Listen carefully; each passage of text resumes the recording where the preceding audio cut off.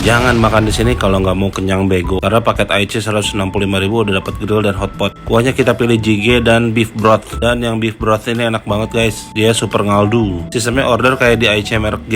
Tapi nggak sampai 5 menit semua pesanan udah sampai meja. Untuk pilihan minumnya ada iced tea atau ocha. Tipe dagingnya ada beef slice sama ada yang dragon. Untuk milk pudding kita akuin setara sama merek G. Setara. Ini kayaknya kita habis 8 mangkok. Buat sushi salmon mentai enak. Bukan yang nasi sushi banget, tapi bukan yang nasi terbang-terbang juga. Jadi cukup oke buat selingan. Nah, lagi-lagi dessertnya yang juara di sini. Es krim sama dorayakinya enak woi.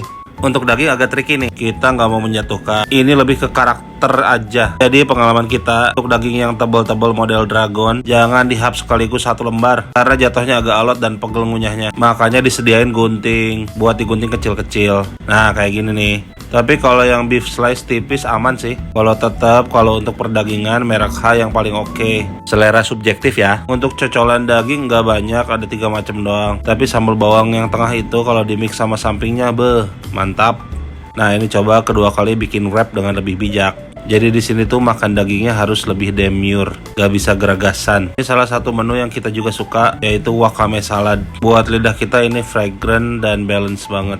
Untuk kuah jjigae nggak kayak jjigae karena nggak ada wangi gochujang, jadi kita campur pakai kimchi dan bawang putih. Nah, ini baru enak. Sisi baiknya makan IC di sini jadinya nggak fokus melulu tentang daging. Jadi emang semua menu keputer. Dan highlight kita ada di makanan manisnya yang enak-enak. Venue lega dan nama restonya Akira Grill Dragon.